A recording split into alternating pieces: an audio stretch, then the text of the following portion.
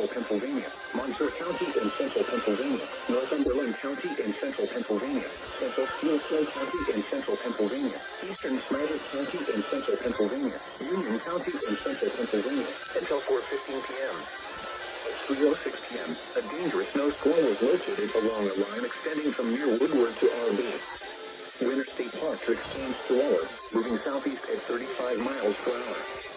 Hazard, extremely poor visibility in snow and blowing snow. Wind gusts up to 30 miles per hour. Source, radar indicated. Impact, expect hazardous road conditions. For those driving on Interstate 80, this includes areas between the Jersey Shore and Muskoka exits, specifically for mile markers 195 to 247. This includes the following interstates: Interstate 81 to mile markers 114 to 139. Interstate 180 to mile markers 1 to 8. Locations impacted include Bloomsburg, Berwick, Sunbury, Timilton, Milton, Lewisburg, Stonecrook, Shenandoah, Danville, Mifflinburg, Mount Carmel, and Illinois City.